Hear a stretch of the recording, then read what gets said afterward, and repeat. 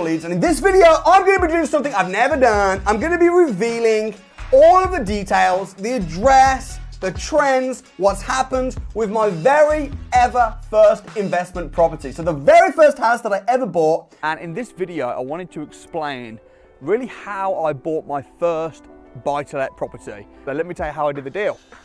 It's really simple. The property was 21A Maryvale Road, Bourneville, Birmingham, B32DA. That was my first house. And so I'm buying this house. My stepdad, Tim, is helping me out and he's hosting it in his name. You are welcome. So I buy it March 24th, 2009, refinance it.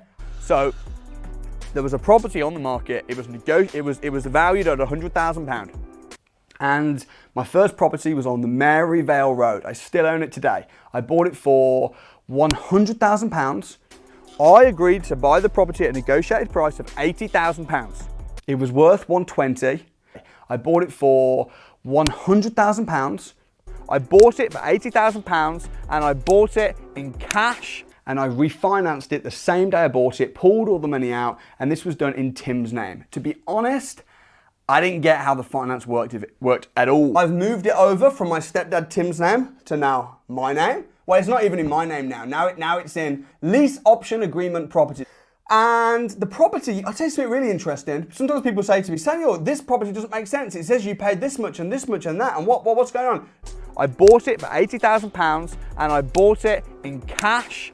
Land Registry, I hate to say this because I love Land Registry, but they get things so wrong. They said, catch this, you wouldn't believe, I couldn't make this up. I bought it for £80,000.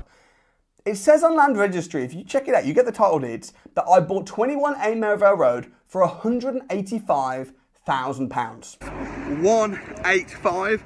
Okay, last year, January last year. That figure, I don't know where they got that from. 185. Because I didn't. I bought it for £101,982.03, which was the exact amount as the mortgage outstanding. I just paid off the mortgage. Right, so it's now worth 185. So when how we've transferred it over, I've just bought it off my family member for £100,000, paid off the mortgage, and I've bought it for cash, and I'm now giving it a refurb. So Land Registry, you're very wrong on that.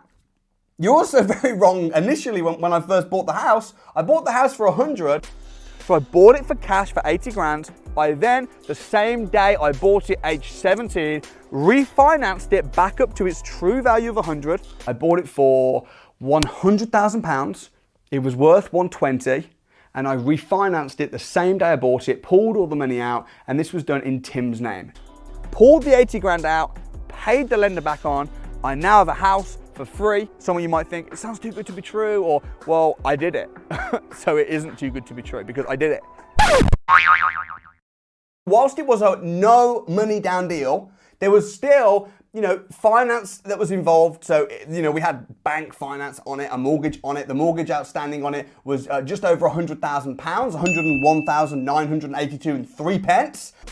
So I bought it for cash for 80 grand.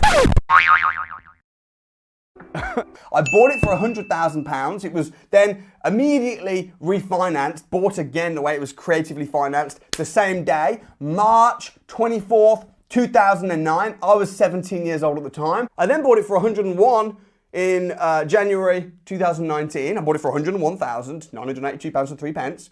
Now, when I buy it for 100 and refinance it at 185, now the really cool thing is the mortgage is £100,000. I bought it effectively for £100,000, but now the property is worth about 185.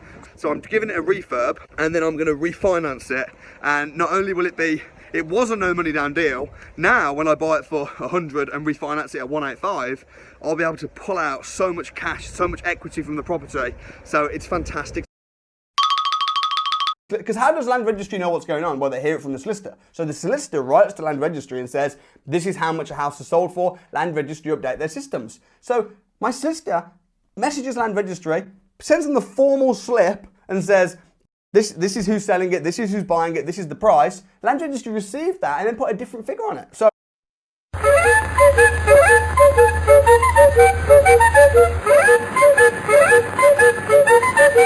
If you are a land registry expert and you think you know why that is, comment below. I'm really curious as to why land registry can get things so drastically wrong. It feels like I'm an absolute fraud. Why love you lying? Why you always lying? Oh my God, stop your lying.